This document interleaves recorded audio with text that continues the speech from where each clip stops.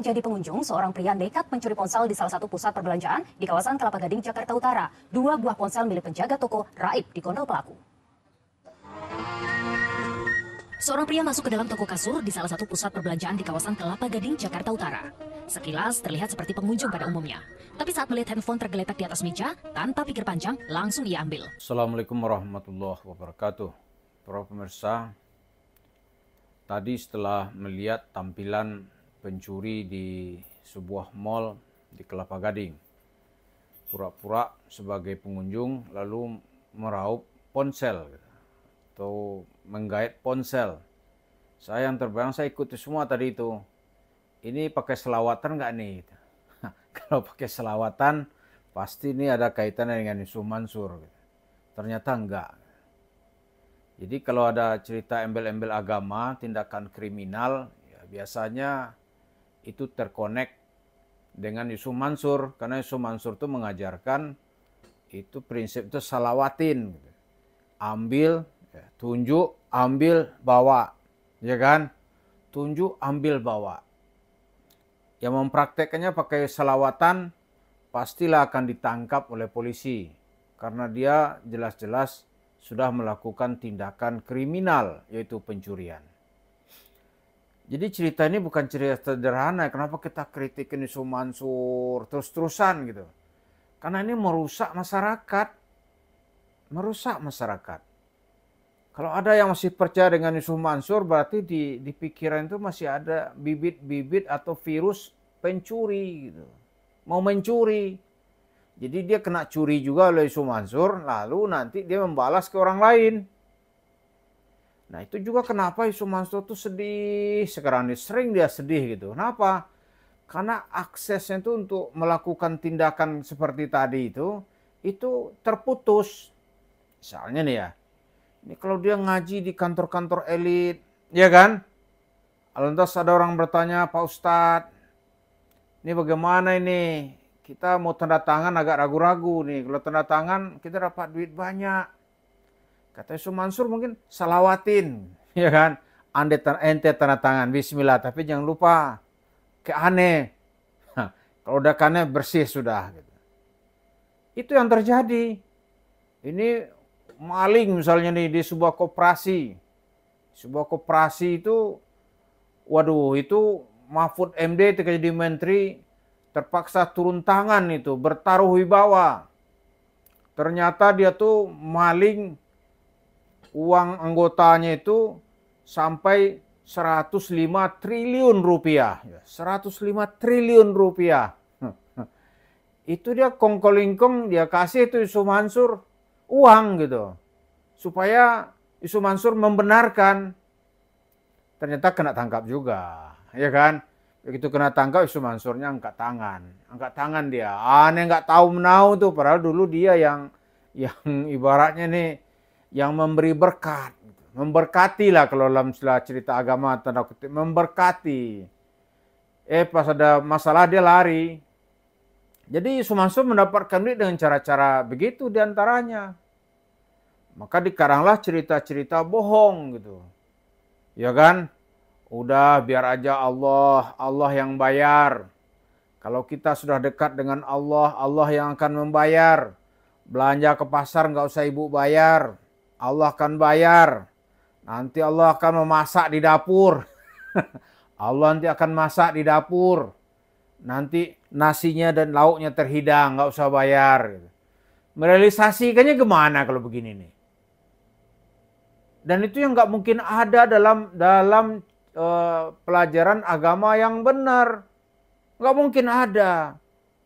Karena itu kita oleh para ulama itu disuruh carilah ilmu itu dengan sanadnya yang benar gitu. Biar kalian tidak tersesat. Ini coba nih kalau sanad ilmunya nih dengar nih pengajian Yusuf Mansur gitu. Oh tersesat orang. Karena apa? Karena kadang-kadang bicara agama itu ya nalar kita kan enggak selalu kita pakai. Kalau udah percaya kepada seseorang ya biasanya masyarakat ikut aja. Kan itu yang terjadi gitu. Jadi melihat siapa guru itu penting sekali ternyata. Karena dalam cerita kajian ya, kalau kayak Yusuf Mansur itu kan yang rugi masyarakat. Ada lagi yang lebih ekstrim ini, itu dia ikut pengajian ternyata telah merubah dirinya menjadi manusia ekstrim misalnya. Manusia radikal, waduh itu ngeri sekali, rusaklah masa depannya. Jadi ya cerita Yusuf Mansur dia sedih sekali sekarang karena duit besar yang tidak melalui hitungan, oh itu udah putus.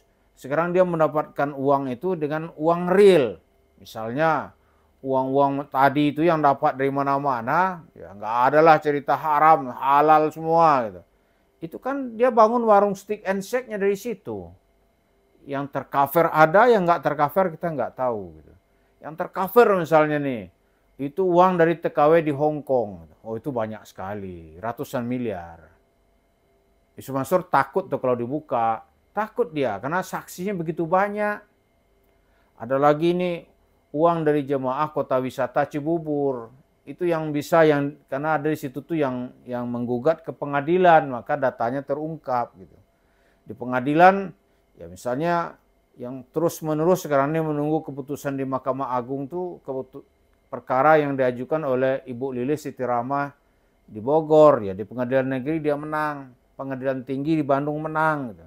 So, Mansur nggak mau bayar, pokoknya diajukan kasasi ke Mahkamah Agung. Nah, sekarang nggak tahu udah berapa lama nih belum turun juga gitu. Ada juga nanti yang juga menggugat Pak Zaini Mustafa. Ada lagi kasus-kasus lain. Pokoknya kalau bicara kebenaran, ya itu harus jauh dari Yusuf Mansur. Kalau bicara kebatilan, nah biasanya ini dekat dengan cerita seputar Yusuf Mansur. Cerita pengosongan atau penggusuran tanah masyarakat atas nama apa misalnya nih ada cerita masjid kan, masjid masyarakat digusur oleh konglomerat tentunya. Nah Yusuf Mansur bersama penggusur gitu. Jadi inilah yang kita lihat ketika agama itu dijadikan kuda Troya untuk mendapatkan uang. Oh macam-macam. Ceritanya pasti di dunia yang gelap-gelap lah. Kalau dunia terang benderang Yusuf Mansur nggak sanggup. Misalnya ini bisnis secara profesional, oh ngeri dia. Terasa lambat buat dia gitu. Tapi di dunia kayak tadi itu, oh sukses dia, dikdaya dia di situ. Maka saya kebiasaan kalau nonton TV itu, ada pencurian. Saya akan lihat dulu nih, pakai selawat nggak? Oh ternyata kata polisi nggak ada unsur-unsur selawat. Kalau ada unsur selawat, oh itu udah hampir bisa dipastikan itu pasti terkoneksi dengan Yusuf Mansur. Mungkin dia murid dia atau orang yang suka dengan gaya dia gitu. Nggak tahulah. Karena ini kita ungkap berulang-ulang, karena biasa ya dalam cerita agama itu yang merusak masyarakat juga ada. Misalnya ya, dulu kan ada yang jalan-jalanin kotak di jalan yang disikat oleh badan keamanan kita itu. Ternyata dia terkoneksi kepada ormas atau grup gitu. Yang bermusuhan ideologinya dengan ideologi negara. Iya kan? Dia merasa melakukan tindakan suci gitu, mengambil infak dan zakat orang. Ternyata tujuannya untuk apa? Untuk melakukan tindakan kekerasan. Jadi memang harus hati-hati kita dengan cerita-cerita seperti ini. Kalau enggak ya bahaya itu kehidupan sosial beragama kita. Jadi mudah-mudahan dengan cerita ini ya Yusuf Mansur dia jangan boleh merasa aman karena kesalahan dan kejahatannya itu track record-nya terdata gitu. Dan orang terus-menerus akan mengutuk dia dan meminta uangnya yang di warung stick and shake itu untuk dikembalikan.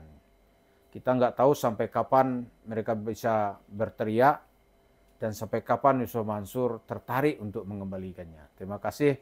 Assalamualaikum warahmatullahi wabarakatuh.